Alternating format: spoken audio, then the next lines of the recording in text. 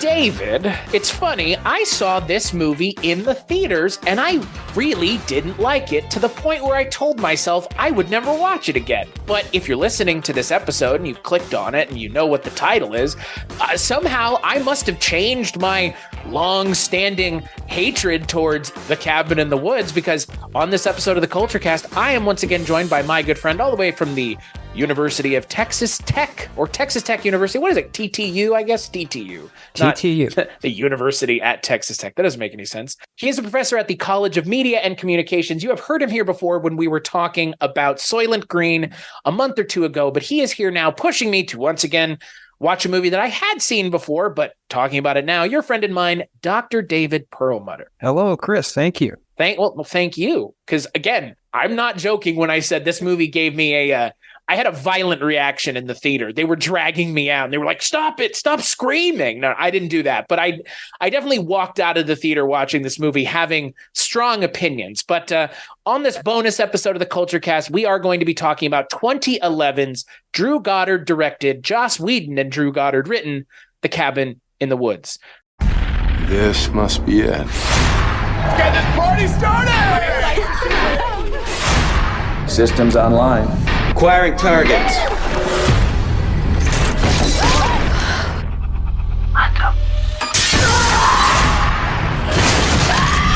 What is going on? Somebody said there's things here to get us.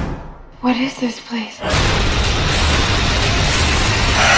The Cabin in the Woods. Rated R. In theaters April 13th. So the film stars Kristen Connolly, Chris Hemsworth, of all people, which is still one of the funnier people in this movie, Fran Kranz, and then I think the people we'll probably spend most of our time talking about, Richard Jenkins and Bradley Whitford. And the movie, if you've never seen it before, stop the podcast now, go and watch it. We will be spoiling the movie. There's a lot of stuff going on in the movie that I'm not going to say you need to know what we're talking about, but it would definitely help because there's a lot going on here subtextually and metatextually. But the movie is a send-up of the traditional cabin in the woods setup, but there is more going on than meets the eye. So I've already kind of given away how I felt about it the first time I saw it. But David, I'm going to kick it to you. Why were you so adamant that we watch The Cabin in the Woods? In 2013, why are we visiting a film from 12 years ago? Well, I think you've already introduced some of the topics. You used the term spoiler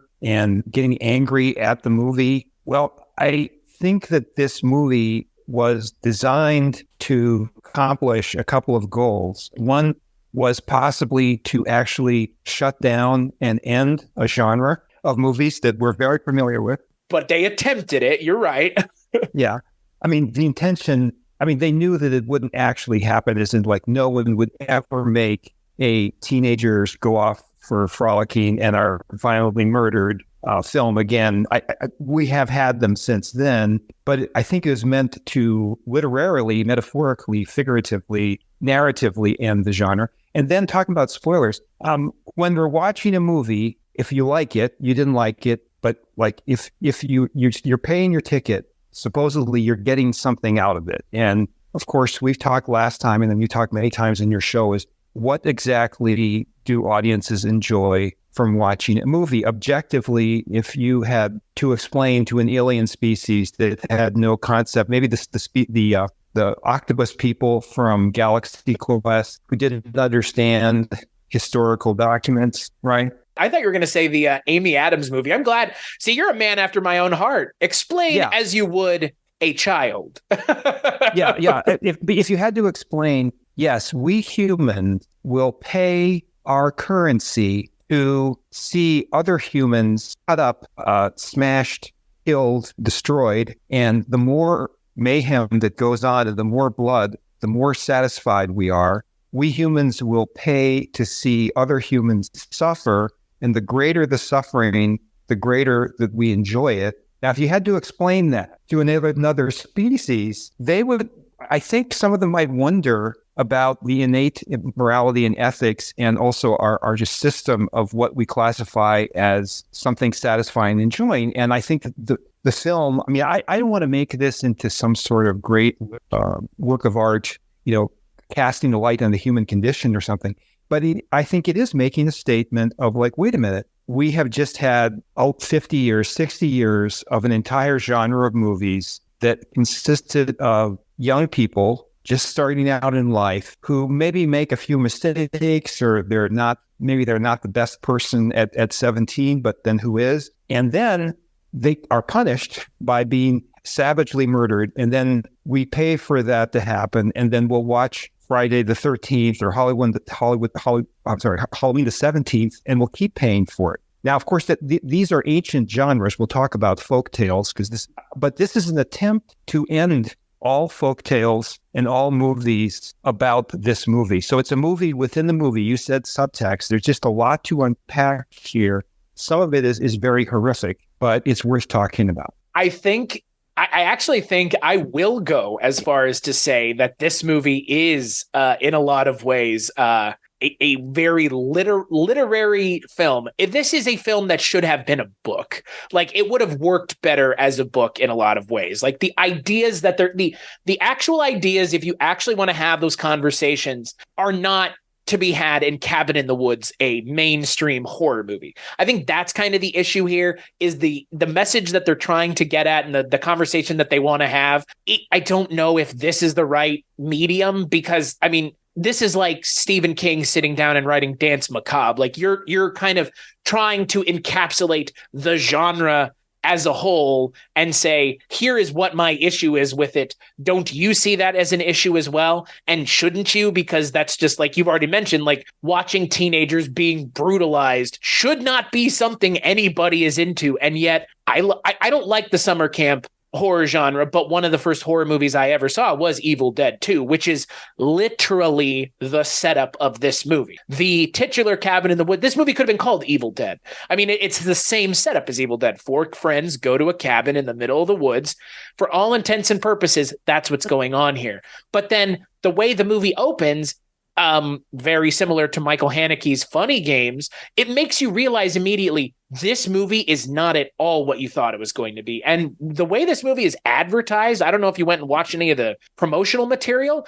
They should never have advertised that this was what it was. They should have advertised it as just a horror movie, because then what it ends up being, there may have been an actual successful gotcha moment that would have parlayed further into reinforcing this idea of, you came to watch a movie about teenagers being torn the fuck up, and instead we're going to confront you with the fact that maybe there's something strange about that we as society kind of are okay with. And look, I mean, bread and circuses, right? I mean, in times of the Roman Colosseum, they were putting people to death for their own entertainment. At least we don't have to literally do it anymore, right? I mean, that's the minor positive that you would tell the aliens, is like, well, if you think this is weird, let me tell you that at one point they were actually doing all these things and they weren't filming it because they couldn't. So, I mean, that's the thing. Like, I think for me, other than the fact that it has to do with Joss Whedon, who at this point in 2023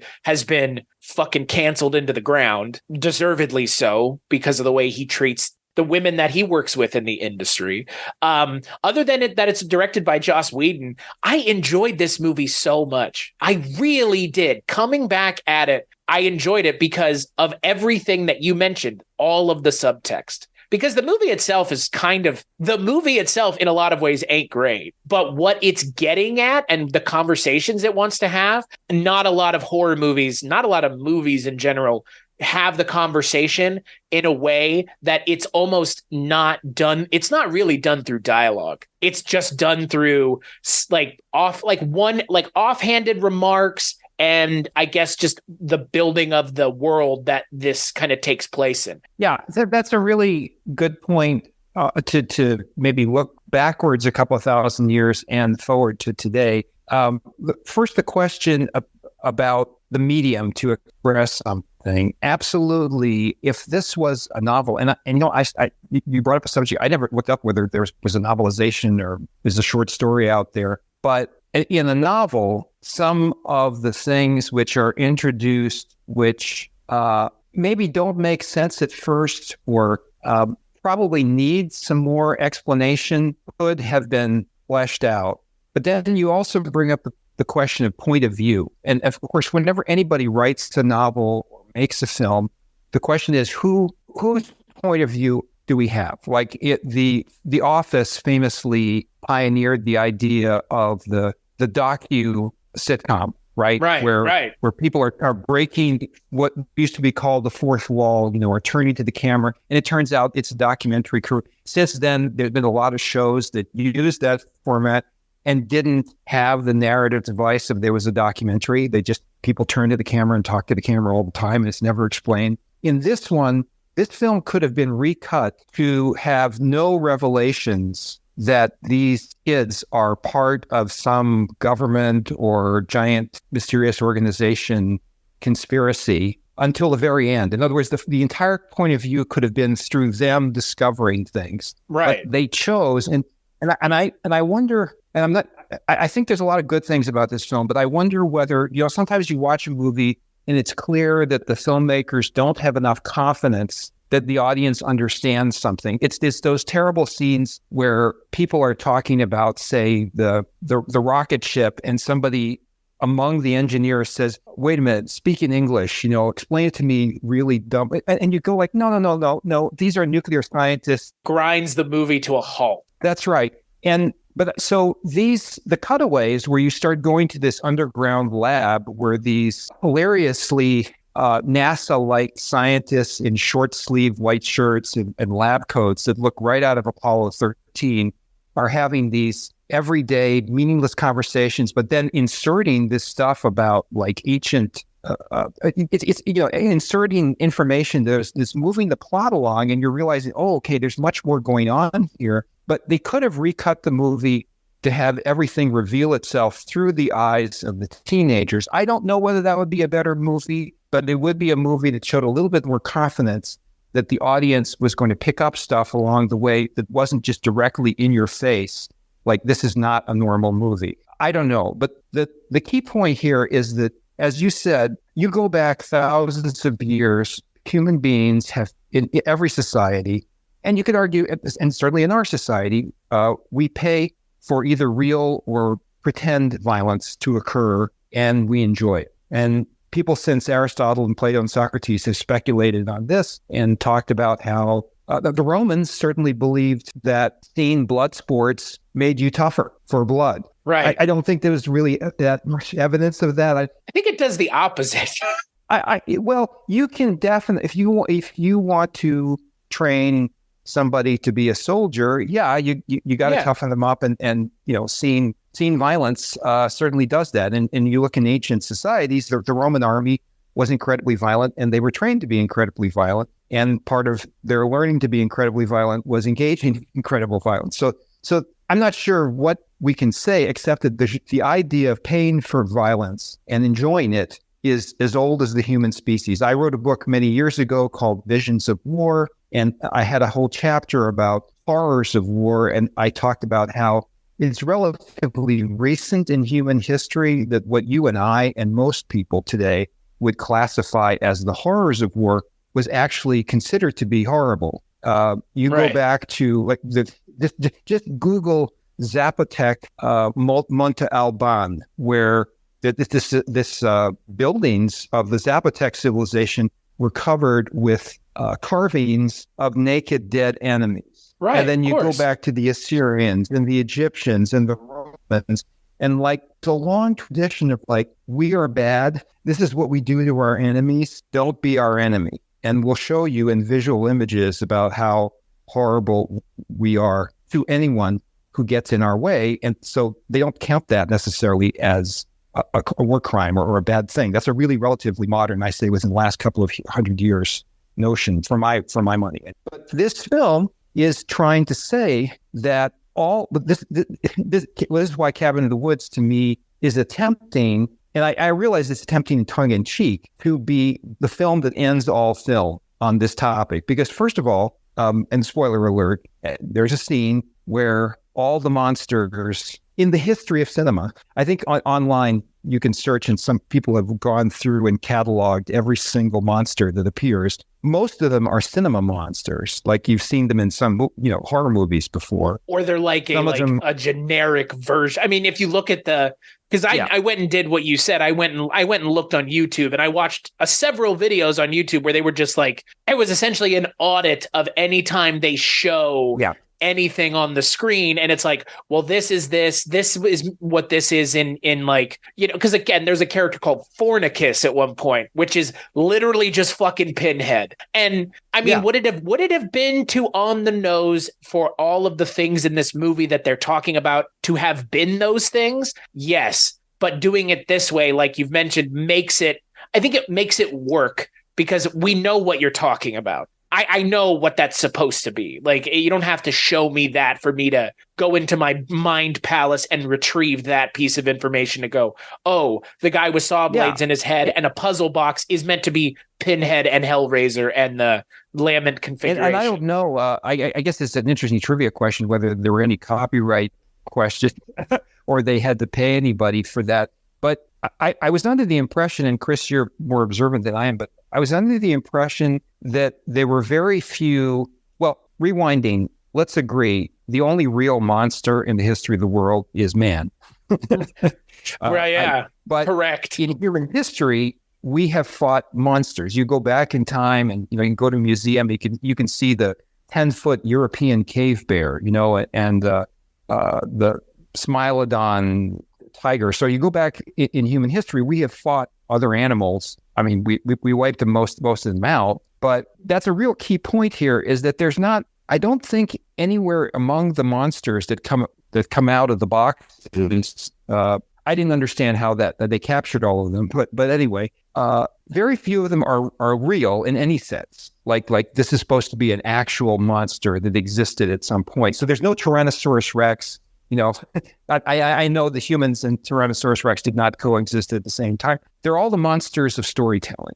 Right. Which means that all the stories are true. We always talk about conspiracy theories, right? And like which of them have some validity or which are completely crazy.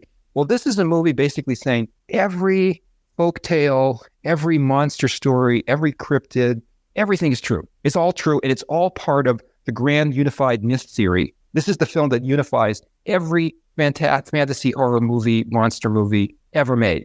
Right. Including Friday the 13th, things like that. It's just everything. It's all there, all in one facility for you, viewing pleasure. And what I like about the idea of you have a facility that is operating in tandem with other facilities that must create five people have to die, and it's these 5 tropes or character tropes, and then it's and again, like they're kind of they're given opportunities to leave, they're told that they that's the thing, right? Like what's weird is, and that's kind of the problem I think with the movie is too smart for its own good, because it answers questions that feel like plot holes, because it's like, well, okay, well, these people are just sacrifices, right? Well, no, they're not. They mentioned they have free will. They can leave, and they have the opportunity to leave over and over again.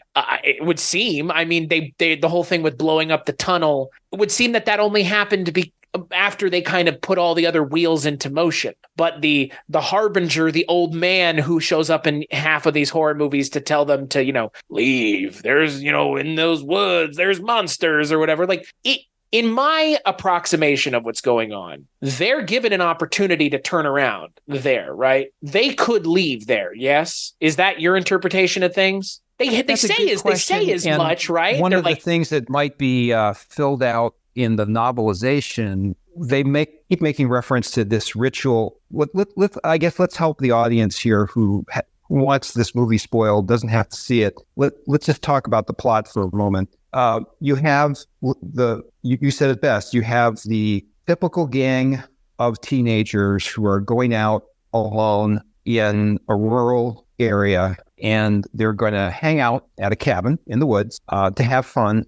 And they fall into very familiar archetypes, literally archetypes like from history, the hero, the fool, I won't say one of the words, the virgin, so on. And, I'll say it, the whore, which I think is the funniest. I think that's the funniest one out of all of them in what they're going for, because it's like in most of those movies, that's not even what that character is. Like that in and of itself is reflective on the genre and the way that they treat female characters as well. If we are talking about this as mythology, apparently through the ancient Greek and Roman myths of the Western world, there were gods before gods. Zeus, Hera, Apollo, Athena, all of these gods were the newer gods, which were more humanistic, more sympathetic. Absolutely, they were flawed and did terrible things, but they were much better than the previous generation of gods, the Titans, who really were chaos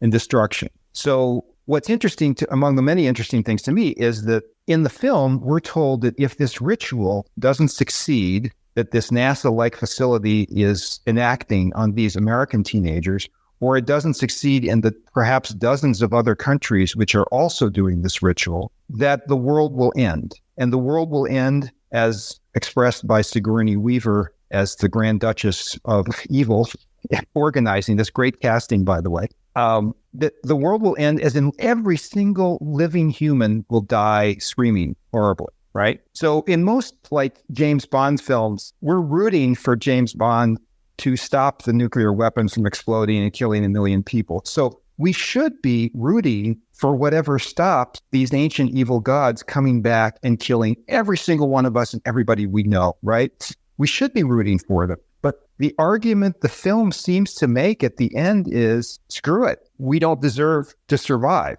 because we have done so many horrible things, and because of our culture of enjoying horrible things done to others. One of the characters, the fool, and we always remember that in the Middle Ages, when somebody was a fool, they weren't foolish. They were actually the most wise person around, telling the king the truth. And there's many cases of that. So the fool is saying, well, maybe humanity doesn't deserve to survive if this is the way we keep going. Yeah. I went metatextually even further, and I kind of placed us, the audience, as the Titans being held back. I mean, again, they mentioned the appeasement many times.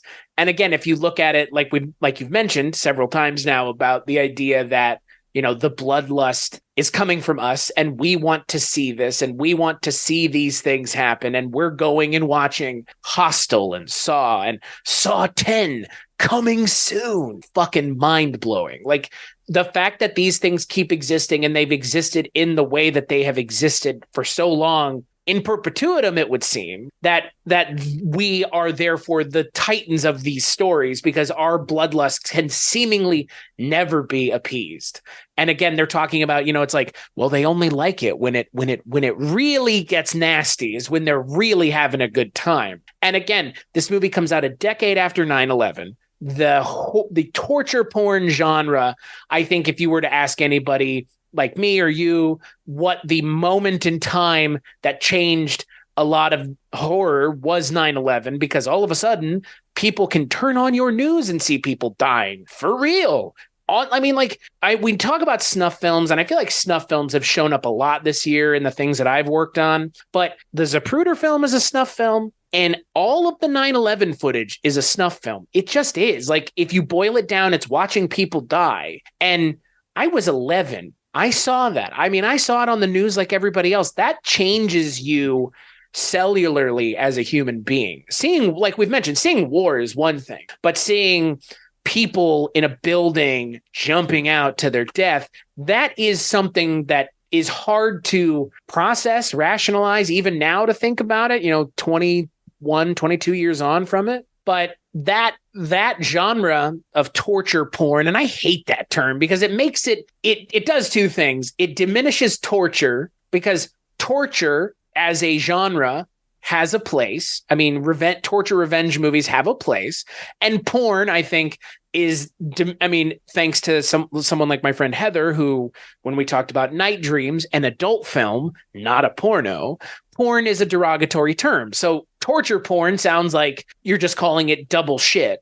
And it's like, you know, Saw and Hostel are perfectly fine movies. I mean, they may not be everybody's cup of tea, but that doesn't mean they themselves don't have value. I mean, I think The Cabin in the Woods is kind of saying they don't, but my point being that kind of inflection point in 2001 made a subgenre exist where people were wanting to push themselves further outside of the horrible things that we had already all seen. I mean, to say Saw and Hostel are a thing is one thing, but then websites like Motherless and other websites where you could go and see people being shot in the head because it's a Mexican gang cartel slang, or countless decapitations of people.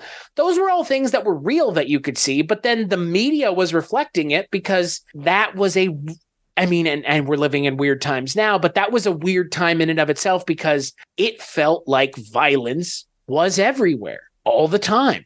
It was violence is pervasive now, but I feel like violence in the mid 2000s, early to mid 2000s was pervasive because we as a nation were angry and we're finding every outlet for that anger, including creating insanely violent horror films and insanely violent action films. But I mean, we're talking horror right now. And I mean, the horror movies from the mid 2000s in the States are full of very cutting edge graphic violence and graphic just everything. And that is in response to 9/11. And then this movie's coming out 10 years later and saying, we can maybe stop now. It's been long enough, folks. We can stop. That's a really good question, Chris, because you've dealt with this a lot in your culture analysis about you make a movie and you always feel, especially if it's in a series, whether it's Fast and Furious or Mission Impossible or Marvel or whatever, you have to top what you did before, right? And this, in terms of narrative, in terms of storytelling, in sorts of plausibility, gets you into a real bad place because you have to start possibly doing absolutely ridiculous things. I am very proud to say I have never watched the Fast and Furious movie. I'm sorry. I'm sure there are people who enjoy it, and God bless them. They're part of our species. But as I understand it, the car chases there got a little bit more outlandish and implausible as time went on. The person who seems to figure out how to avoid this is Tom Cruise, because Tom Cruise, as you famously know, and apparently is going to be the case in the next Mission Impossible movie, still does practical effects, right? Right. So you can't say that him jumping off a mountain cliff on a motorcycle here behind me, a mountain, that's not the actual one Tom Cruise is going to jump off, but he actually does it, right? Or he does the jump from space. But so many other movies, Dial of Destiny is up there on the list, just say, well, heck, we've got special effects, so let's make human bodies do something physically impossible to top the previous chase sequence without really thinking about how stupid it looks, because everybody knows it's CGI and that would never happen, right? Right. So in this film, I think they were, again, tongue-in-cheek and self-referentially trying to make a comment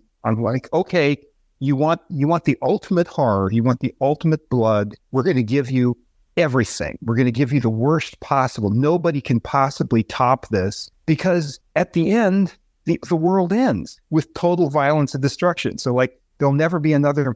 The Titans apparently, I want to know the motivation of the Titans, because if they destroy everybody on the Earth, what are they going to do? Just wander around yelling at each other afterwards? I mean, isn't that what we're doing now? I mean, isn't that what happened? Fun. I mean, to your point, like what happens when there's no lid and there's no ceiling? What happens? And I mean, again, I don't want to say like Cabin in the Woods predicted the times we live in now, but when you are unable to cope with reality and you're just like, let it all fucking burn.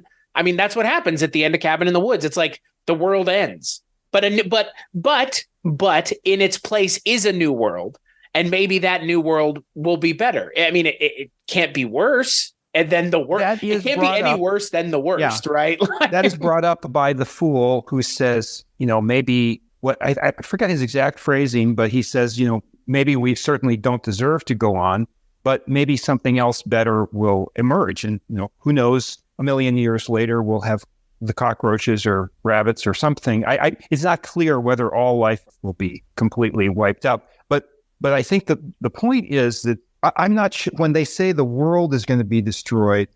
You can also insert there the cinematic world is going to be destroyed. And going back to your recent Culture Cast panel on Dial of Destiny and this problem that we have in Hollywood today, where I think it was you or somebody else, I think it was you, said why for some of the massive plot holes and implausibilities or just weird things that happened in Dial of Destiny, why wasn't this fixed in the writer's room? And I remember when listening to that, I was going like, is there still a writer's room? Do people still sit around and like ask questions like, wait a minute, this is not plausible. This would never happen.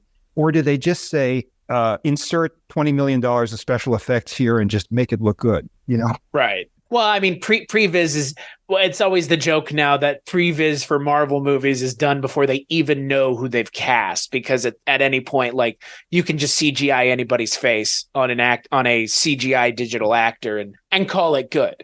And you know what's funny? You mentioned something that I had never thought about in such kind of like matter of fact terms, but at some point when they're making these movies like Dial of Destiny, they didn't sit and think to themselves like, people are going to think that this is dumb because this is so unrealistic. It like the unrealism of the world can't be pushed that far. Even though something like Indiana Jones had aliens in it. Like, it's like, this is just ridiculous. And the only way you're able to do it is with CGI. Like, to just put it that way, it's like, how did nobody just take that much of a minor step back and look at something like that? Because again, like you mentioned, I mean, look, is it on the nose that the character that Sigourney Weaver plays in this movie is named the director? Like, movie. Like, I mean, it is a little on the nose. It's like in Leo Carroll's Holy Motors, which is also metatextual and subtextually about film and the filmmaking industry and movies and what it means to be an actor. The character that Denis Lavant plays is named Mr. Oscar. So it's like, sometimes the subtlety is not needed, but sometimes I appreciate when you don't just name the character the director. But either way, the Sigourney Weaver character being named the director, I think, just furthers the metatextual nature of this is not just the real world being destroyed, but it's the cinematic world being destroyed, because the director pleads for, just let this continue because this is the way it's been and this is the way it's going to be, and nothing like, why change what works? And look, Cabin in the Woods came out in 2011. They're still making these kinds of movies, tongue-in-cheek, unmeta, like they're making them seriously still. So the movie knew it couldn't win its fight, but it has that moment where it's like, it gives the other side the opportunity to kind of voice their case of like, we've been doing this forever. Don't let us stop. Lloyd Kaufman, Roger Corman, all those kinds of direct. Roger Corman is a good prompt because we're still making these movies, but the budgets are getting bigger and bigger and bigger. And I'm old enough to remember, and I wish I could go back and find, but I could have sworn when special effects started appearing in movies that there was a thought that two things. One is special effects would be used very gently and selectively for situations where, for example, it was just too dangerous to use a stunt person or something like that, or they would be used to assist in plausibility or to create fantastic worlds. I mean, of course, obviously, you're going to have a Death Star. I personally think the Death Star from the old Star Wars trilogy looks great and still looks great. And I don't know how much they spent on that model and having that model go along a little rail line and lighting in the studio, but it wasn't the equivalent of $300 million. No. And so I am puzzled. I mean, I guess this all has something to do with tax breaks or, tax shelters or something like that. But if I were a studio head and I was going like, okay, we could make a realistic, really interesting scene here about a chase on a train, and we will pay writers to come up with a new way to do the chase that'll be original and interesting, or we could throw $100 million at it and have just ludicrous, implausible CGI done badly. I don't understand why they make the choice that's more expensive, but then I'm not making movies, so I don't know. Well, and what I don't get is, to your point, like the thing is, and I think there's a massive misconception here, CGI is not easier. CGI is not cheaper than practical effects. Like, it's more expensive. It's time consuming. It's not like, oh, click, click, click. Now you have a de-aged Harrison Ford. Like, that's not how that fucking works. Even if it is that competent of technology in 2023, that's not how that works. And to your point, it's like, again, it's because we've put ourselves in the position that the director finds themselves in this movie, which is, at what point can we stop one-upping ourselves? At what point can we stop pushing the genre to, like, again, with real snuff films, nobody watches that for entertainment. But if you're watching Hostel, where it's effectively a fake snuff film, people being murdered on screen, that's ostensibly for entertainment. The question that this movie poses is, at what point is that line so blurred that we can't get off anymore to the fake entertainment, and all we want to see is people actually getting murdered again? Like, that's the kind of one of the questions that the movie asks. And if you watch future dystopian movies about the future dystopia, one of the things that shows up a lot is a return to violence and a return to, like, martial law and, arenas and people wearing armor and fighting each other in the streets. Like, that rears its ugly head in dystopian and apocalyptic future, fiction. And it begs the question, like, if the world were to end tomorrow, would everybody's worst intentions come out? Because we're all, the movie positing, mind you, we're all these blood-hungry monsters at heart who just can never have our bloodlust satiated, short of really killing people. I don't think that's actually the case, but the movie's taking a pretty hard stance on it. So in this movie, that's another question about metaphor, is that at some point, the teenagers sort of defeat, or what the group that's left of the teenagers defeats a lot of the measures of this lab, and they break into the lab and they release all of these movie and fictional monsters that have been imprisoned in these.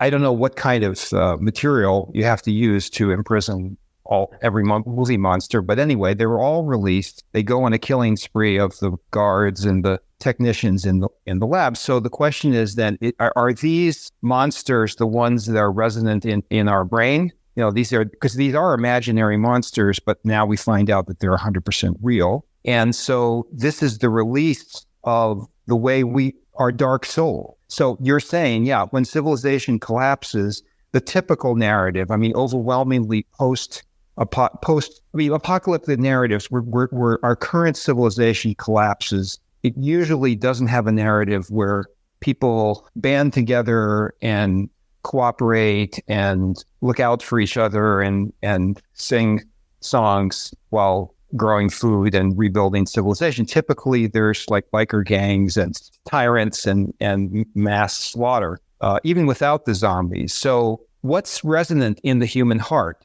Are those monsters what's resonant in the human heart? Notice that nothing good is right. Does that mean that there's no angels? There's no. By the way, if you've ever looked at a description of a biblical angel, they're not pretty. They're an eye with wings. They're multi-eyed being with wings, right?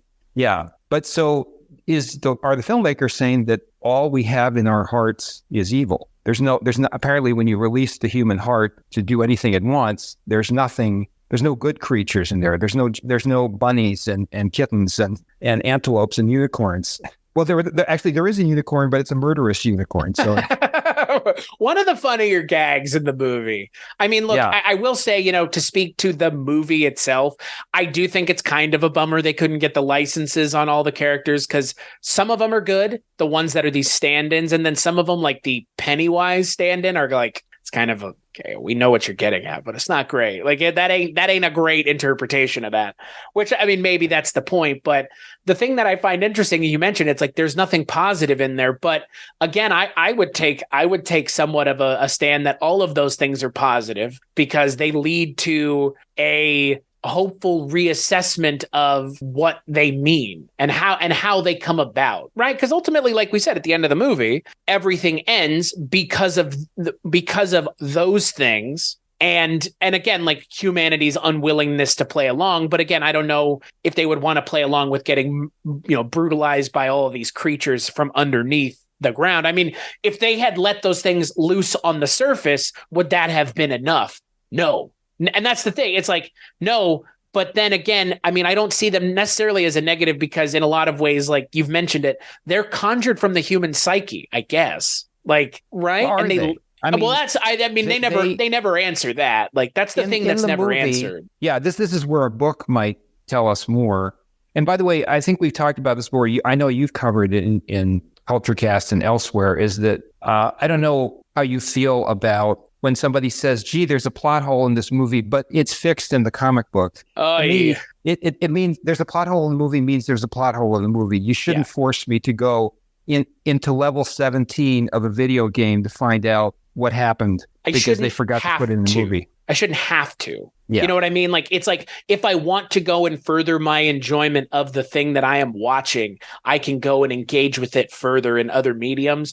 But to enjoy it singularly, I shouldn't have to go and, like you said, read a comic book, or the example that I think we mentioned on the Dial of Destiny episode. I'll mention it here. I shouldn't have to play fucking Fortnite to find out Emperor Palpatine came back in Star Wars. You complete and utter fucking clowns. Like, and I play Fortnite weekly with my friends, and even I am not going to justify that stupid decision.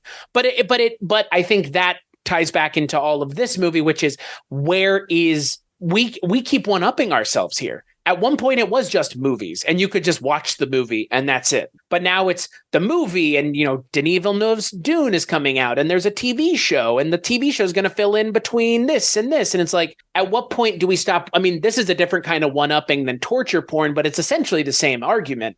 At what point are we able to say we have plateaued and we can no longer push ourselves further in the medium of whatever genre it is? This movie just happens to be concerned with the horror genre, obviously, so it talks about nudity and gore and all that. And I, as an old guy, I'm not going to be one of those people like back in my day in the film industry that they did this. But I think this may be a nostalgia that actually is accurate. That once upon a time when the wonders of modern special effects didn't exist, filmmakers were limited by what you could actually film. Right. In the camera. Now, we're only limited by budget. We're not limited by the medium itself. Right. So if I say I want 1,000 battle cruisers all crashing into, a puppy, somebody, if I pay them enough money, will do that scene. In 1957, that would have been a little hard to pull off. Right. But the question of when does something end? Like as a Star Wars fan from youth, I saw the original films probably in the theater 10 or 12 times. I was so excited. I just wonderful, wonderful experience when I was very, very young. And then the second trilogy came out, very disappointing. And I actually wrote an article. I had this vision of George Lucas calling me and screaming at me, but it was published on the MSN website, which was pretty popular at the time when The Phantom Menace came out. And I said, maybe we need to nationalize Star Wars. We need to take away the rights so that people don't ruin it. And little did I know that, Lucas would sell the rights, and now people would just control. And now let's take all politics aside.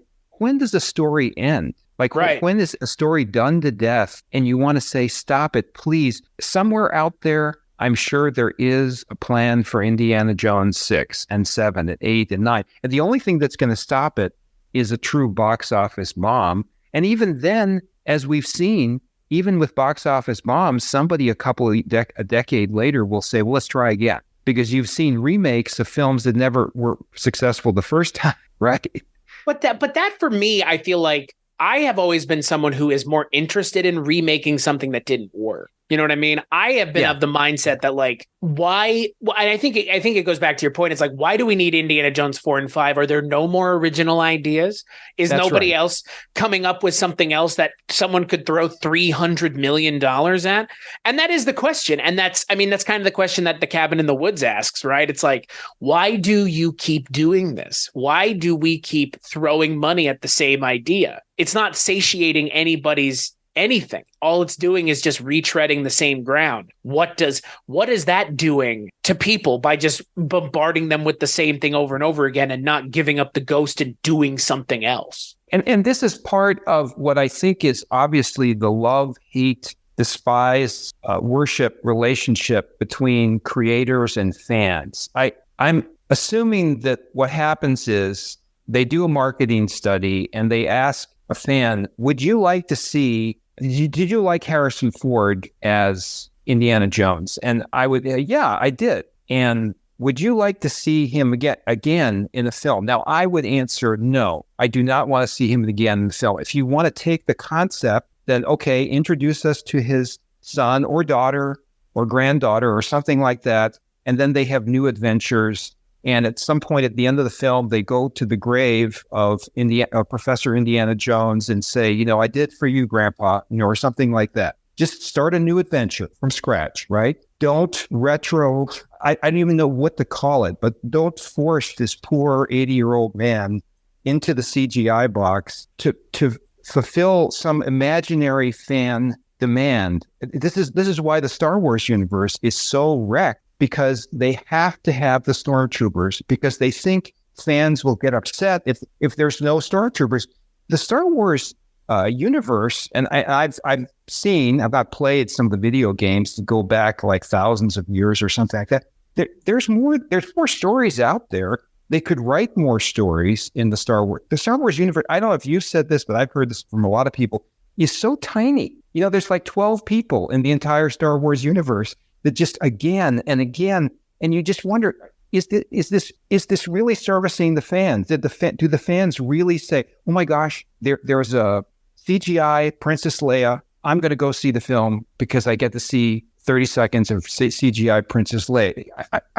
I'm not quite sure that's the way fandom works, but apparently they do, and that limits them very creatively. And what's funny is the director in this movie, it feels like it's a little bit of a jab at the out of touchness of what you're talking about, right? It's like they believe that there is someone. Look, how do you make a movie for $300 million and then it doesn't make a lot of money? Like, did you not, like, how you and I are both, I mean, I podcast and I have other side gigs that I do from time to time. You're a professor, so you understand the world in a lot of ways, just like I do. How the fuck do you get to that point and then find out you're not going to make any money? That is not something you should have found out then. That's something you find out you should have been able to figure out long before, at least in a better way, so you're not just left shrugging at the end going, well, we thought it was good. Like that to me, it's like you don't get all the way to the cliff and then go, well, I guess I shouldn't jump off now. You decide not to step all the way to the edge of the cliff to begin with, because if you're not going to make that decision, why go to the edge and look anyways? And the movie Cabin in the Woods, that's the director character. They're just like, I refuse to change.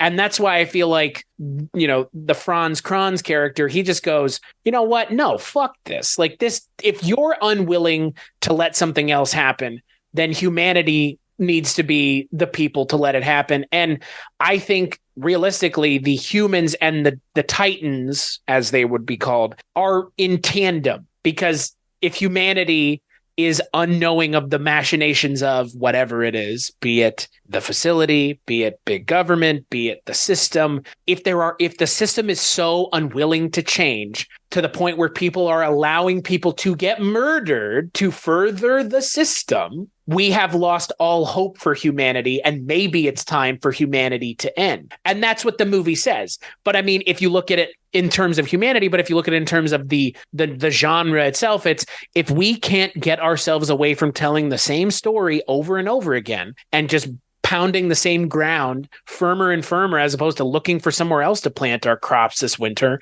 we are going to stagnate and die. And again, to your point, I don't think they're actually expecting that Hostel and Saw are no longer going to come out after this movie was released, but it's nice to see a counterpoint to an overbearance of that kind of stuff at the time, because when this movie came out, it was an anomaly because it wasn't one of those movies. Yes, exactly. And I think the theme that all things must end for there to be a renewal is one in literature and the arts that is reasonably posited by everyone, critics and artists and audiences. And I feel that statement is made in the movie. It's a really important one. And to some extent, the decade and the couple of years since it was made have highlighted that this is a terrible artistic problem as well as a moral problem that we're facing, where we're stuck in certainly in the film industry, they're stuck on these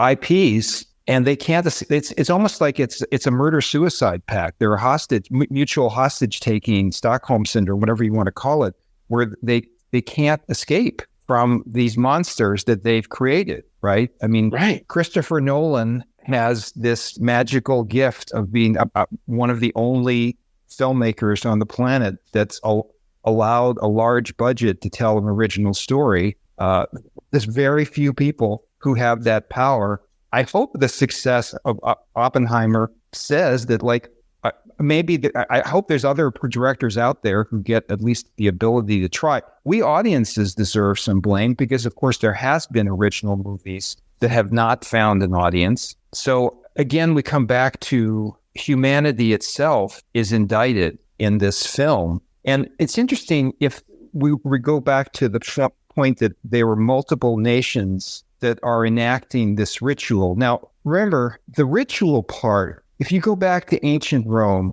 and you were standing there in the city watching the emperor enact a ritual where, for example, he killed a sacred bull by slicing his throat and its blood ran, there were very, very prescribed steps for the ritual.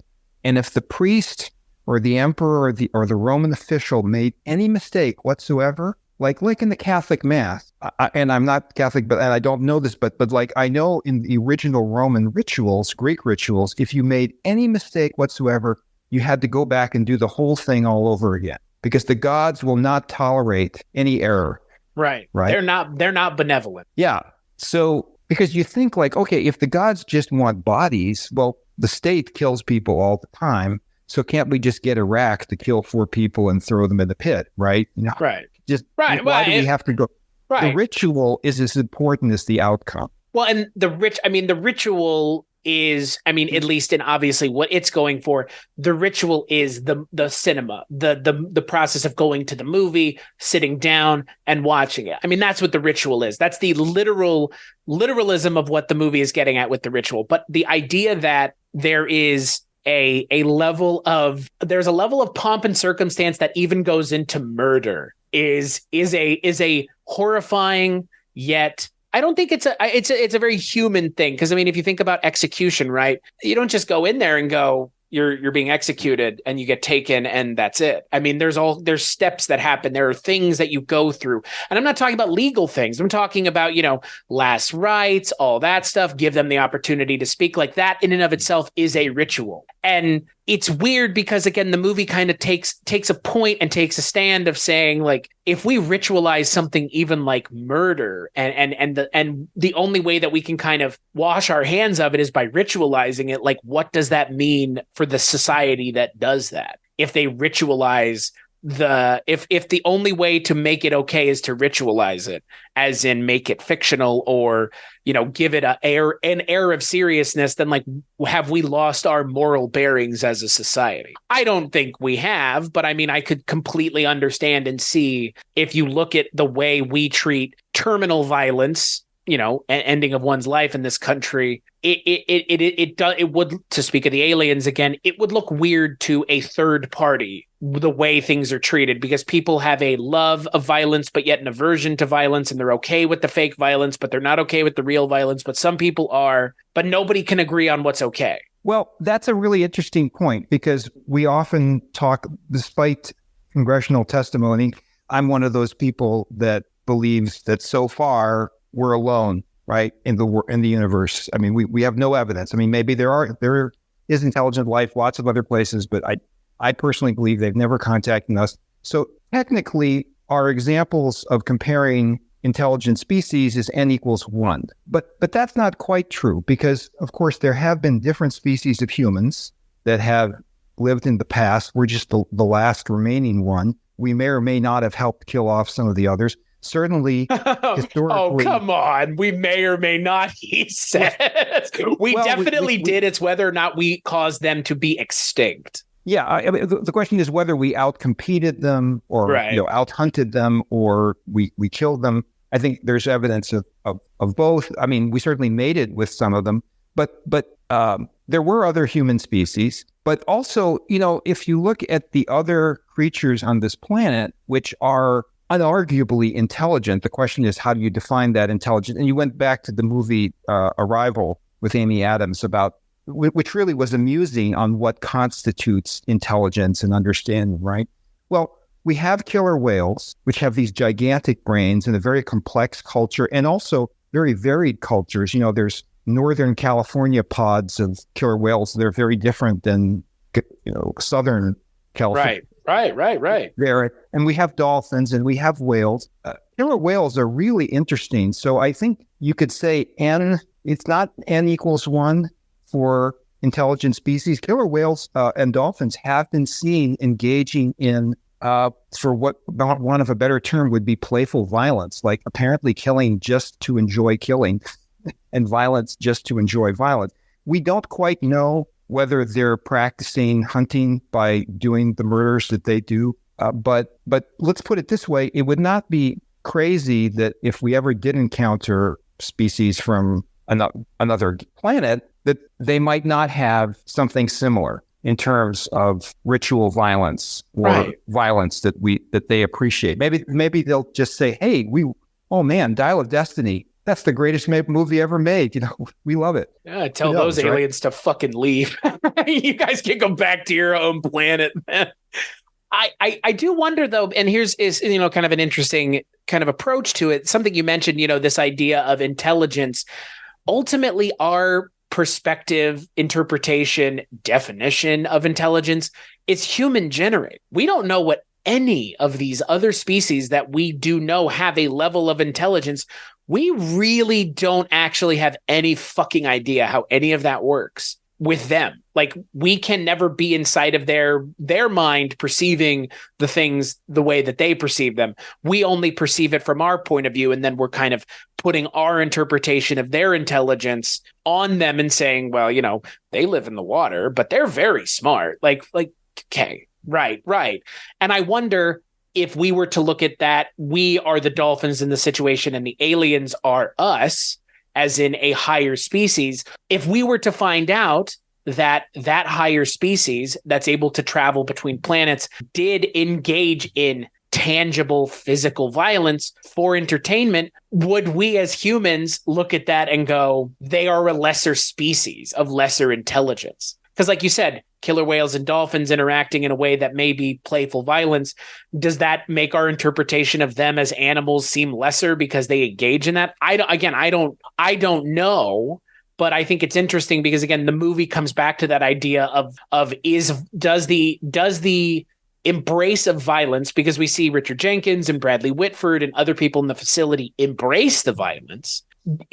Does that make you lesser if you embrace the violence? Is your intelligence lesser because you've embraced the violence? Or does embracing the violence in an intelligent way absolve you and kind of allow you to understand maybe the beneficial and utilitarian aspects of violence? Because there are some, and they're not necessarily always talked about, but there is some utilitarian benefit to violence, unfortunately. Well, so we need to bring in a current biologist here to this discussion, but I guess a very popular theory is that, and it's really beautifully expressed in the absolutely exquisite novel Watership Down, which is told from the point of view of rabbits. And one of the rabbits says that all animals, all regular animals, if they have to engage in violence, they do so. If they have to eat something, they kill it and they eat it. But only human beings wake up in the morning and think of ways to ruin the lives of other creatures, to come up with new exquisite. I mean, actually, the parallel between that line and Cabin in the Woods is pretty strong, because all the creatures in Cabin in the Woods are ones where some human sat around thinking, oh man, let's have a pinhead with an axe and he'll torture this. And somebody created that, right? And I don't think rabbits and cats think that way. They do what they do and just do it. Maybe killer whales and dolphins dream of new ways to engage in violence, although obviously technologically they're limited. But I think the film is really asking this question, and this goes to actually space aliens, because of course one of the mysteries, I guess we don't even know whether it's a mystery, but one of the mysteries which we we've created is, why are we alone? So allegedly, like, I mean, we whatever you might say about UFOs, we really don't actually have evidence or any sign that there are technological civilizations in our neighborhood. And the universe is old enough so that you'd think by now some sort of robots or something, even if interstellar travel is very slow and painful, you would think there. So the great Fermi question, right? Where are they? And so one of the answers is that there's a filter system, and intelligent creatures do arise on other planets, but they kill themselves off, or they're killed off by something, nature or something else. And maybe this film, again, I don't want to make this film into this, literary masterpiece for the ages. It's a schlock film in some ways, but it is a very deeply thoughtful film in other ways. And you could argue the schlock is in the purpose of deep thought. But maybe this is the way that species die out long before they can spread throughout the galaxy, is that they need violence in order to arise. I mean, Oppenheimer sort of makes the point. I don't know if it does it completely directly, but it maybe indirectly makes the point. You know what the greatest thing to advance technology is warfare. Right. That's where most of our modern technology comes from, is because of military or they were created or found out through the advancement of military kind of technology. Yeah. Yeah. I mean, we didn't go from the Bronze Age to the Iron Age because we needed better phones, right? Right. That's a good quote. for our pea and porridge. So that is a question, is whether violence, I mean, again, if we ever reach a situation where we see n equals 2 or n equals 3, and we compare, and maybe there are other species out there who have been peaceful and cooperative and loving and nurturing for their entire evolutionary existence, and they still have built a civilization. I mean, you can imagine a situation where you don't need violence, but then you again can see, like, wait a minute, if there's no violence, there's no competition, there's no dominance, there's no will for creating something spectacular. I mean, it's hard to see how you would create pyramids and mighty empires if everybody just was sort of peaceful and loving and just got along with everybody, right? Well, but the question then becomes, in that society, do you need pyramids anyways? I mean, again, right? I mean, that's the idea, right? But that is to ask a question of a perfect society, right? In a society where no one is out for themselves, but only is interested in the common good. So, socialism / communism on paper, we are all kumbayaing together and nobody lives in a bigger house than anyone else and everything, and we all own the same things and everybody's okay with that. Then violence would never. Yeah. And what would that society look like? Would that be everybody living in the same house, all the same, being the same? And that's the question. Like, that's why those kinds of models are imperfect on their own, is because, again, humans are messy. Human beings are messy. And I'm not saying like we don't tidy up our space, but we don't. I mean, when people talk about, well, I got into a relationship with this guy, but he had a lot of baggage. That's what that means. Human beings are messy. Nobody is perfect. If nobody had baggage, you would be perfect. And that is ultimately The Cabin in the Woods, is about the fact that humans are messy and imperfect, and they're unable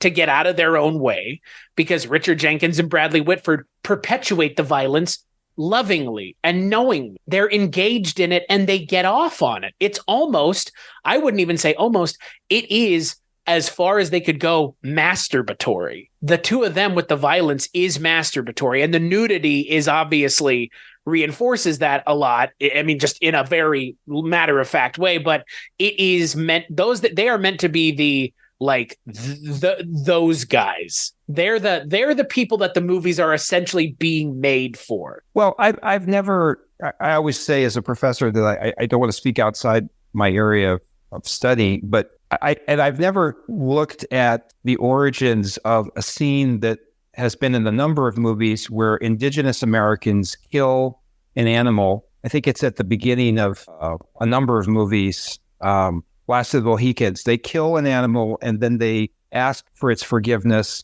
They're very respectful to the animal because they believe the animal's soul, and they thank the animal for giving up its flesh so that they can have nourishment. I honestly don't know whether that's a Hollywood trope or that comes from a particular tribe or all. I mean, I just don't know. But that is a really good comparison point because these people are engaged in a ritual, but they're not solemn. Right. In ancient Rome, I don't think you would have the priest cracking off-color jokes as they're doing this ritual. They would treat it with extreme seriousness and somberness.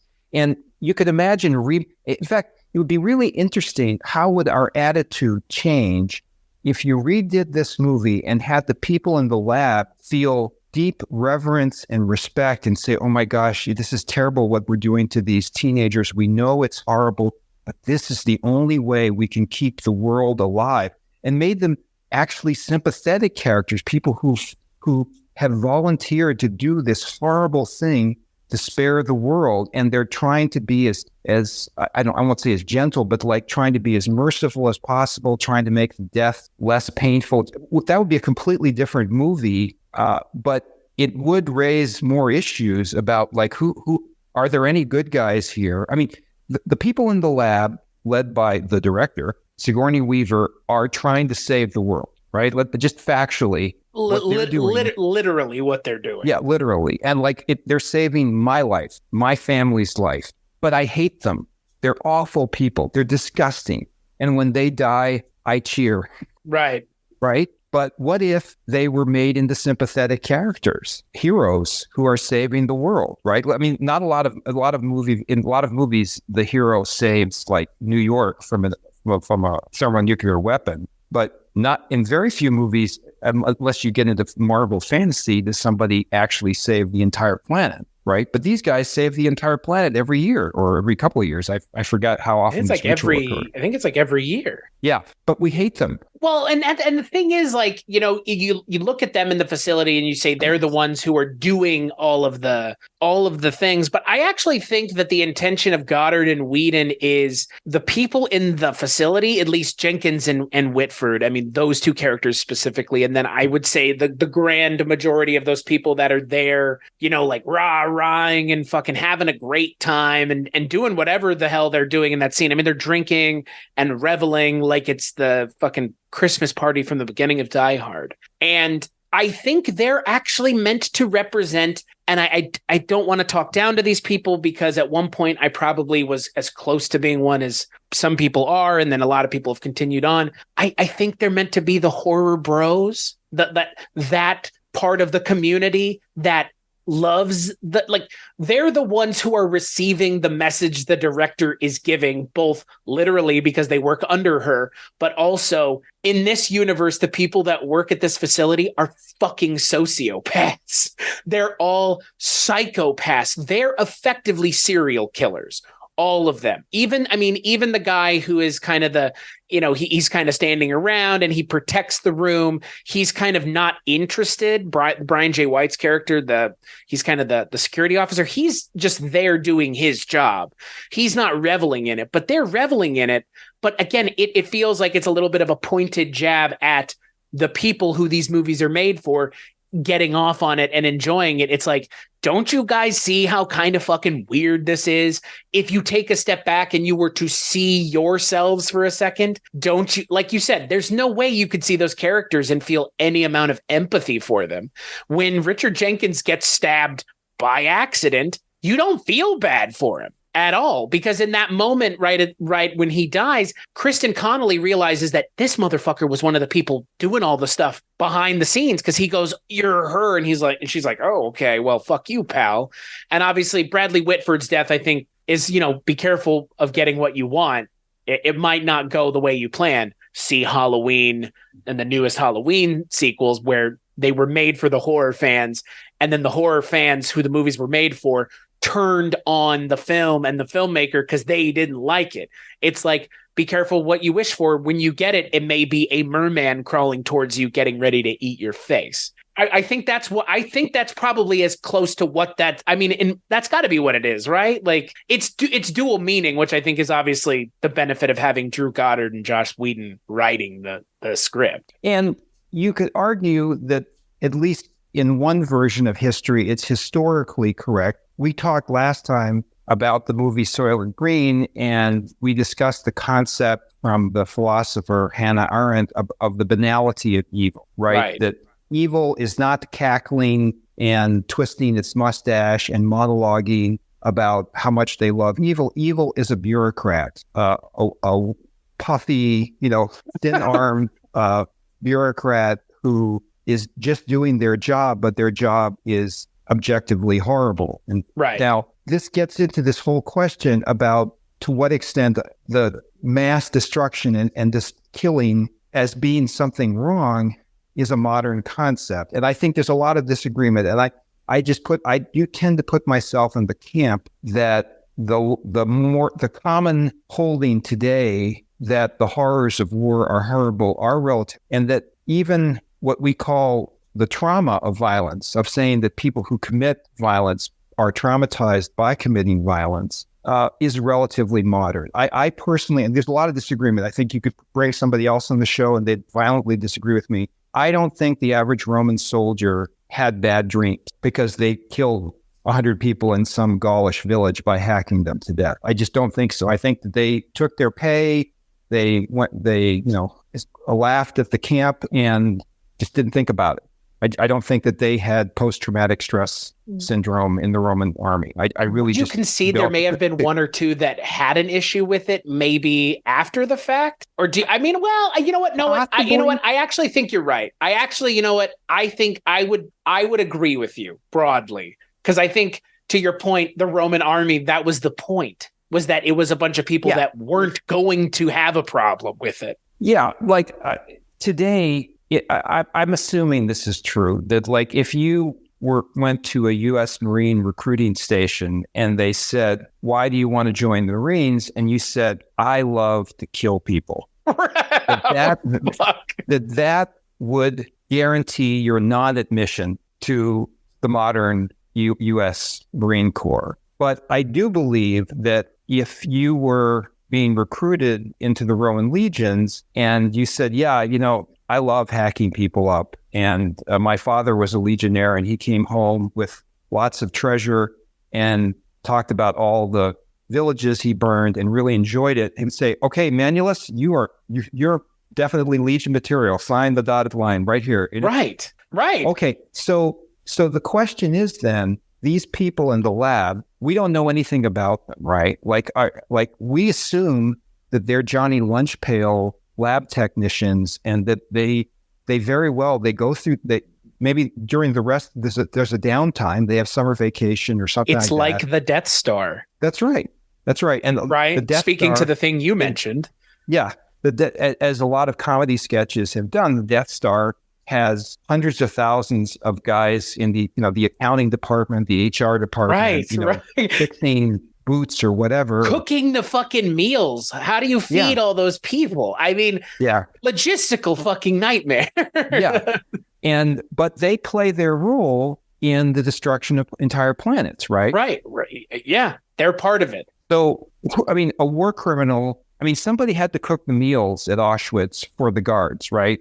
And I don't know whether it was prisoners or they brought in takeout or something like that. But the point was that evil has a long logistical trail. And this is one of the few movies that focuses really on the logistical trail of evil, of you have the U.S., somebody had to approve of this funding, right? There's entire bureaucracy we don't even see. This can't be just 50 guys doing this rogue across dozens of nations. So there's probably thousands. This is where conspiracy theories fall apart, right? The idea that 50,000 NASA technicians all agreed to keep silent onto the grave, right? So about the moon landings or something like that. But here, my God, we've got every movie monster ever made, every fictional monster ever made. And this is true across. By the way, does it ever answered about these other facilities, like in Japan? I wanted to get the Japanese movie monsters, right? Well, the other thing, and it was a thing that I feel like this is a point in the movie where the movie kind of fell apart for me, is when they show Buenos Aires and it's literally King Kong. And that would be something that people in the world would have seen. The thing with the girls in the school, or the Stockholm thing, which I'm assuming is supposed to be the thing, or even here with the cabin in the woods, it's such an insular, singular 5 people thing.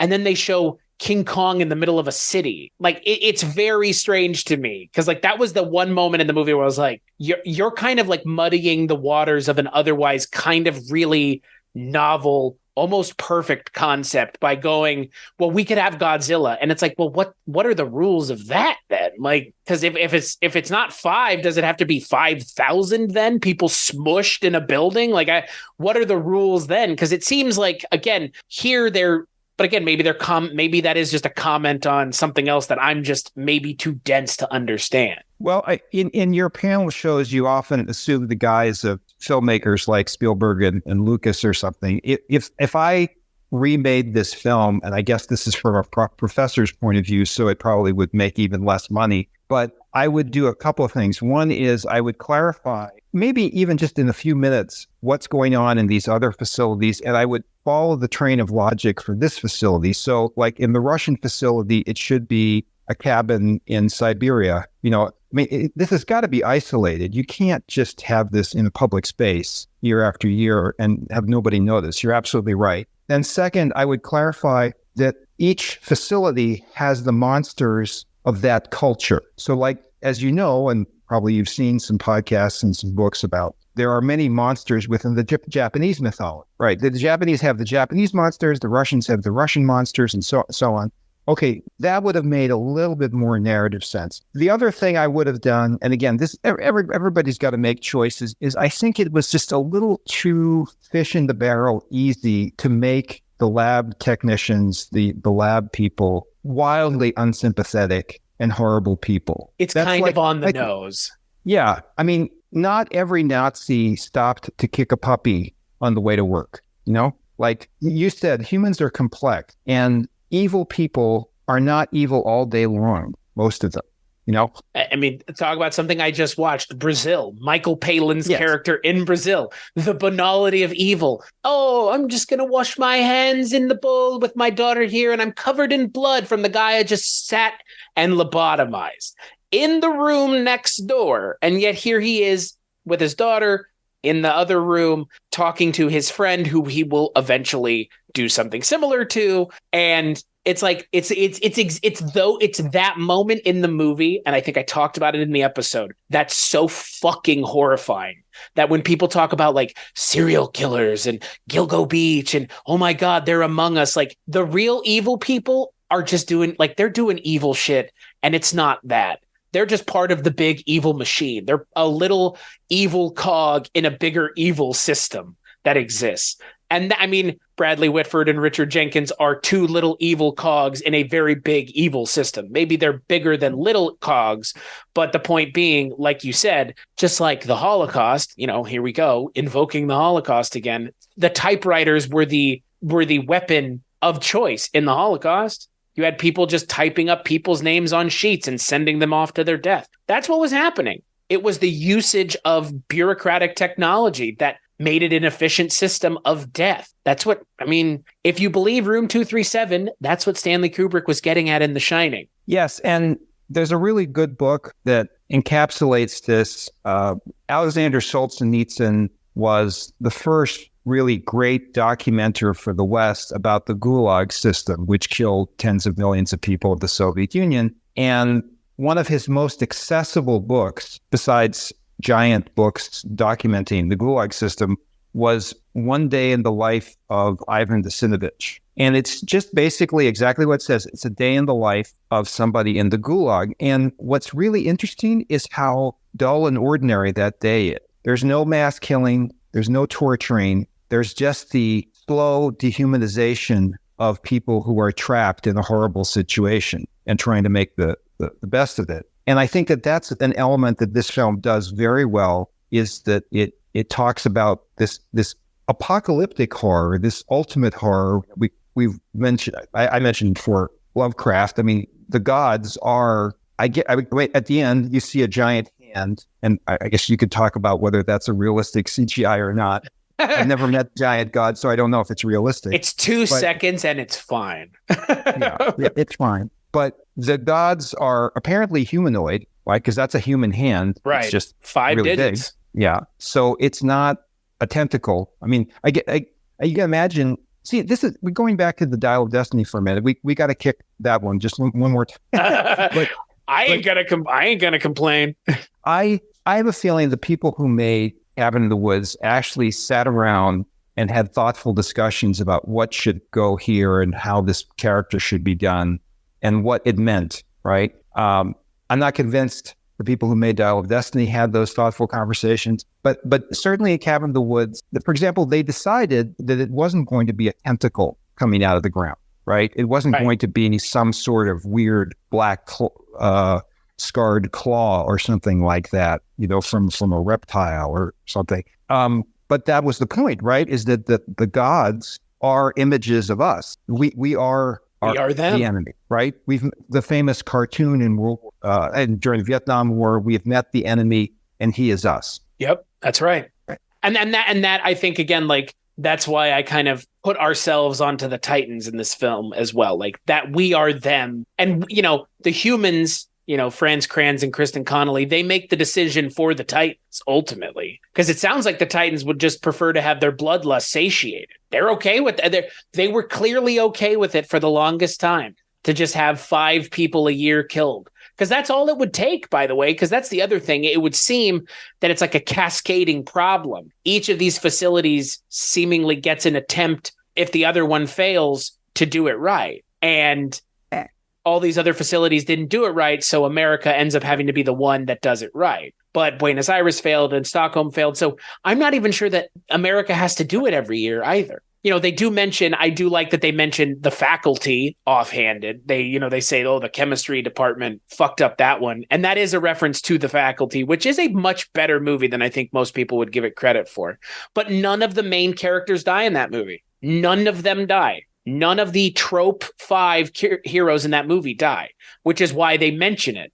Because again, like in this movie, they all die, which is atypical. The final girl in this movie dies, which is like the most atypical thing for a horror movie. Really? Like, what is the most atypical thing a horror movie can do? Kill the final girl, especially a slasher, because this is like slasher adjacent, at least the first 30 minutes of it. But like, that's the most atypical thing a horror movie of this ilk can do, is kill off your final girl. Yeah, for one thing, it makes it harder to do a sequel where she's haunted by the specter of her friends who were killed. And Jamie Lee Curtis has certainly made a fifth of a career by being dragged back into over and over again. And I've never watched a single Halloween film, so I don't know whether in any of them she doesn't come back. No, of course she doesn't come back from the dead. She survives every film, right? No, in the before they came back and rebooted and retroactively got rid of a lot of the movies. I want to say the movie after, speaking of Kevin Williamson, after the Kevin Williamson H2O, which was kind of like Scream and Halloween have a baby. And it's actually pretty good. Yeah. The movie that came after that one, Jamie Lee Curtis's character, spoilers for a movie that's like 20 plus years old, she dies at the beginning. So, but that movie like is essentially reviled by the fans. So who cares? You know what I mean? Like it ends up like not even mattering. It's like Alien 3, which I think anybody who loved the first 2 Alien movies just agrees nothing was made after that. We should just ignore. I mean, everything since that's come out has retroactively tried to fix it, including the video games and other ephemera that have come out that have been like, no.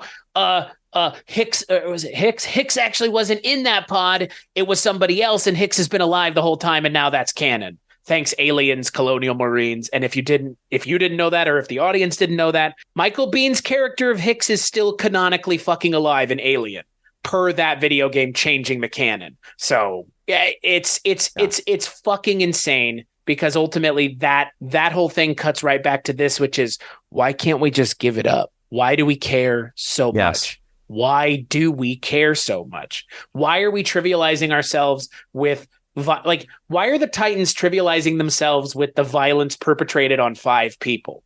That's the question that the movie asks, and it never answers it because it's asking us to provide the answer. And so I'm curious, like, ultimately, why are the Titans so infatuated with the death of 5 people? Does the movie ever give us an answer to that question? No. I mean, of course, you have to read the 17 comic books that came out on an obscure Philippines website in Tagalog to answer that question. And I'm really shocked at your lack of cultural knowledge. Oh, I'm sorry. Sorry. I did listen to the Tamil audiobook though. So yeah, it's a stereotype of fans that they will engage in that. I love your word ephemera, that like dig deep into a lot of these. It reminds me, but maybe this is a point to finish off, is that I was one of those people. Again, I'm older than you, who saw the original Thing, in the theater with Kurt Russell, right? And I really loved the movie. Now, the movie failed. Box office and critically, it was not an acclaimed movie. It's one of those movies that over time has become a classic, and over time, I think it's become profitable over time. But I really liked it. It's like a lot of 80s sci-fi movies. I mean, Blade Runner. I mean, not everything was aliens, but things that are as influential as Alien and Aliens have got, like you said, they've been successful now in spite of that. And when I saw that, again, as I mentioned to you about Soylent Green, at that time, there wasn't an internet. There were discussion boards that you could get at through your modem on your computer, but basically you discussed films with like your friends at school, right? And I remember going with my group of friends and we saw The Thing. And one of the big questions was, what happens to the alien is because there's two characters left alive. And the big question for X number of years has been, is one of them an alien, right? And I think in the movie, it's pretty clear. You can see in the freezing cold there that one of them, you can see his breath, and the other one you can't. So to me, in the theater, when we came out, I argued, and I think all my friends said, yeah, definitely. The alien survives, and then we posited, like, well, in the sequel, people will come and the alien will thaw out and start killing people again, and maybe even destroy the Earth. Because in the movie, there's a prophecy that a scientific prediction that if this alien, this replicator of itself, can get loose in a urban population, it can eventually take over the entire population of the whole planet within a certain time. So it's a movie where the apocalypse is off screen. And here the apocalypse is on screen in Cabin in the Woods.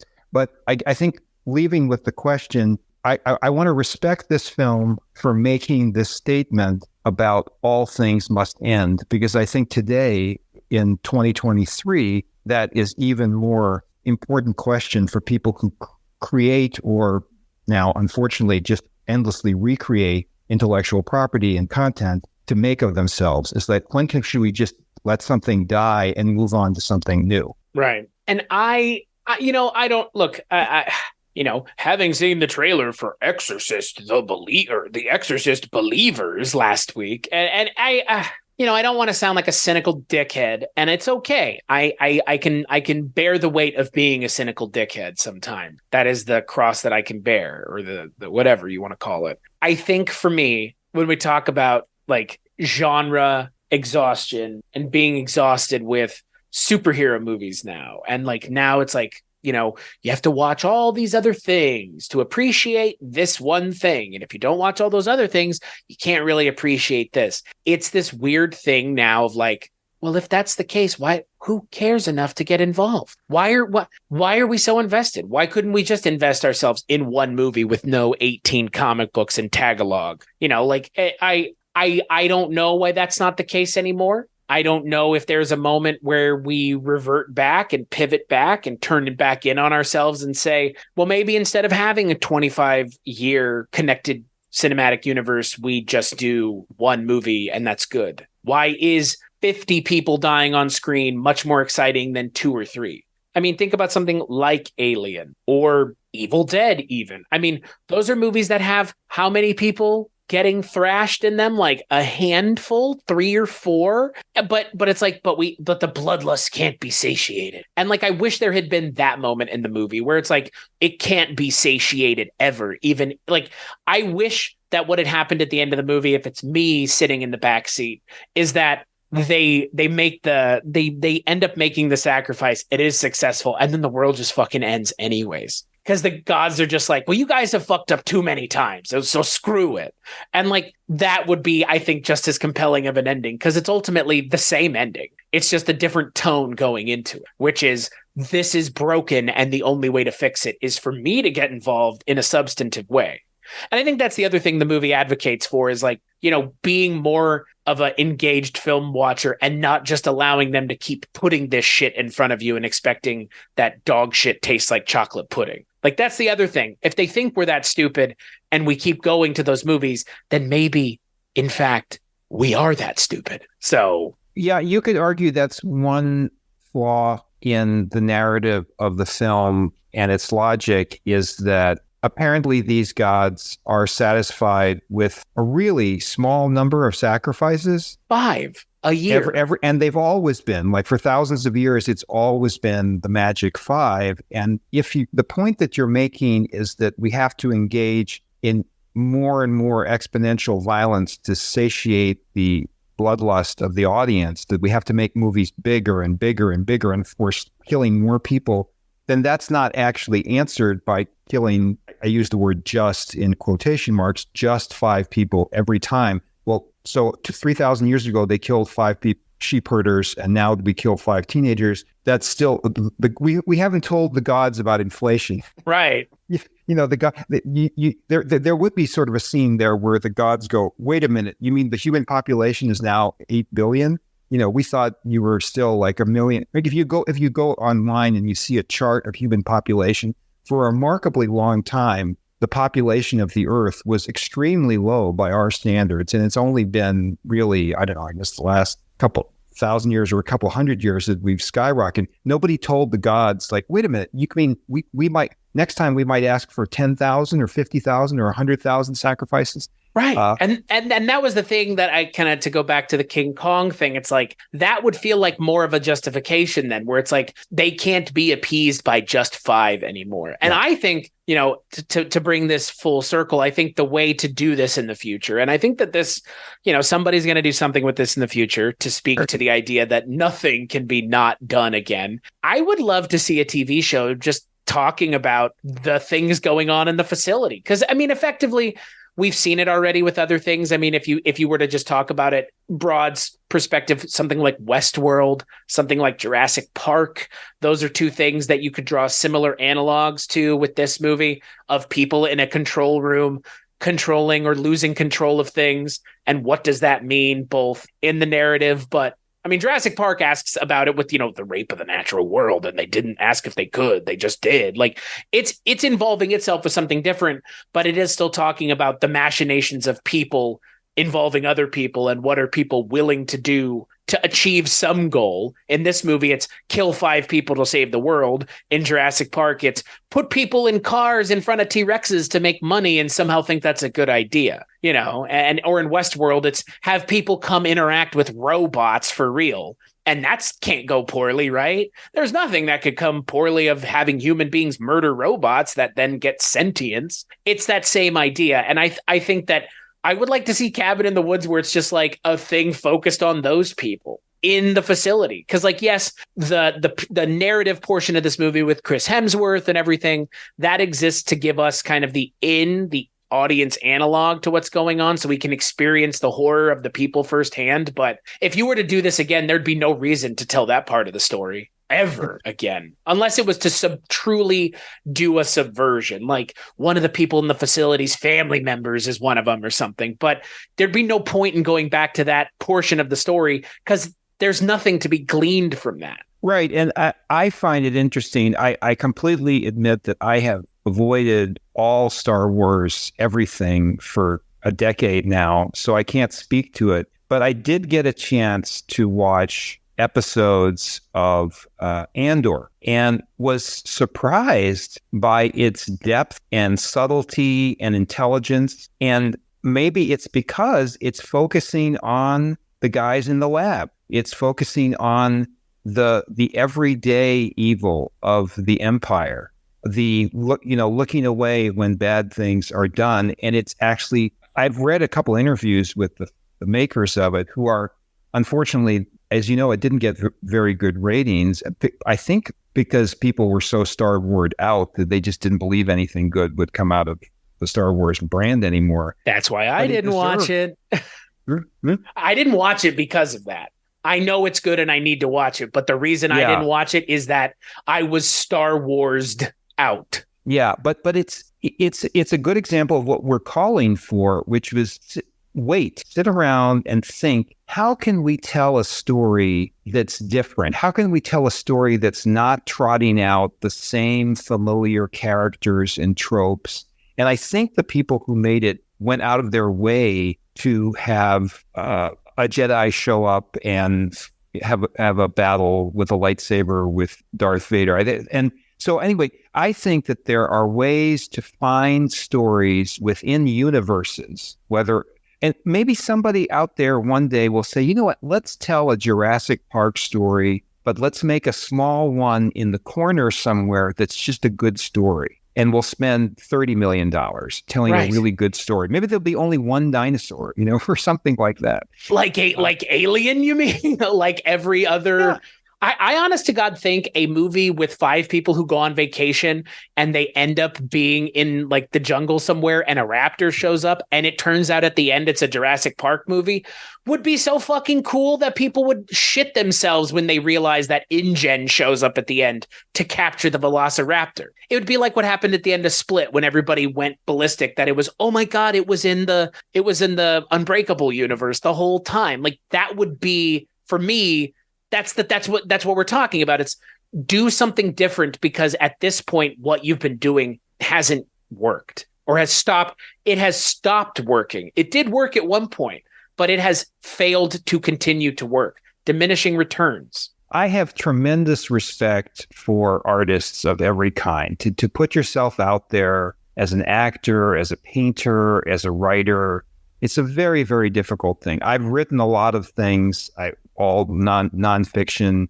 and writing is very hard. Okay, I'm not saying writing is harder than being a plumber, but being an artist, and especially the chances of success of being an artist, is very difficult. But I think it's very interesting that, as far as I can tell, there is extremely little general public sympathy with the strike that's going on now by the writers and actors. Which is fucking horseshit. Yeah, I mean, but I think one thing to ask, and I want to be really careful here because I'm not criticizing.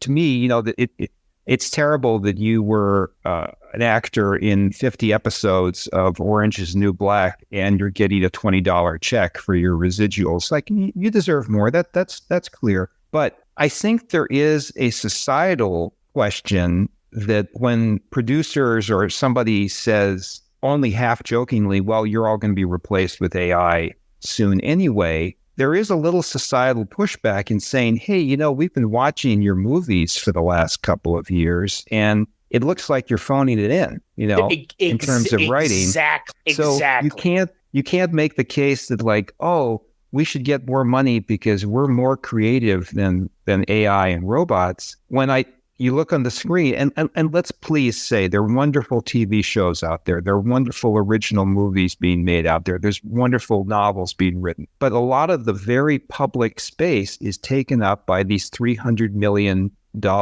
properties, which I think an AI could have done the same job. I don't necessarily think I'm not sure it didn't. Humans improved on some of these big movies that have spent a lot of money. It's horrifying to see something like a $300 million movie and know that $100 million of it went to one thing. You know what I mean? Like that is what it feels like when it's like $100 million could have gone to all kinds of things, real, tangible creation of things. And instead it's $100 million shoveled into a computer somewhere. And look, I know people are paid, jobs are had, things come out of it.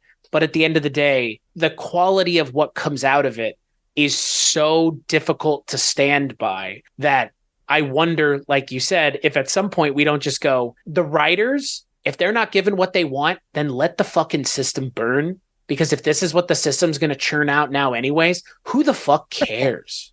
And that is exactly, maybe this is a good note to end here, is that is exactly what The Fool says, right? Is that if this is the system, then maybe it's better to let it burn. Yeah. I kick it to you then, Dr. David Perlmutter. Final thoughts on The Cabin in the Woods. It was a film that really made some very important statements that I think we have and we will be discussing for many years to come, and should be part of our self-analysis about who we are as humans. So ultimately, I think it was a very important film that deserves to be watched and rewatched and discussed. Yeah, no, I agree. I think obviously, it is kind of a problem that there is this interesting, fun discussion to be had at the center of this schlocky kind of hinky movie in terms of like everything but the questions it asks are kind of varying degrees of successful and just fine. But I think the discussion to be had around the movie and the questions that it asks about, like you said, us as watchers, the people who make the movies, how we interact, how we interact with the people who make the movies and the people who release the movies, and what their expectations are and what our expectations are of them. I think that is the more interesting conversation to be had, because the best kinds of movies in terms of starting a conversation are the ones that start the conversation and then kind of get out of the way in terms of asserting themselves. I mean, Whedon and Goddard don't necessarily not make a point or make their own points, but they leave it up to the audience to kind of walk away from the movie and have that discussion versus leading that discussion themselves, which I appreciate as much as, again, it pains me to give Joss Whedon a compliment. I don't know how much of his input was that versus Drew Goddard. And again, I bristled at the idea of having to rewatch this movie, but I am very glad that I did, because it similarly to the movie we watched last time, Soylent Green, it talks about the improprieties of power between people and what people will do to get what they want. And what does that mean for the rest of us? And what does that mean if we were ever to be put in that situation on either side of it? So on that note, you can check out more episodes of what I do over at weirdingwaymedia.com. That's where I do this show and all the other shows I work on. As for this show, culturecast.com, patreon.com, 10, 20, and 50 are the levels you can get in at to support the show financially. But like, rate, and review the show wherever you get it. That helps us find our audience. David, thank you again so much for pushing me to rewatch this movie. I genuinely appreciate it. Thank you for spending the time. And as always, we'll catch you on the next episode.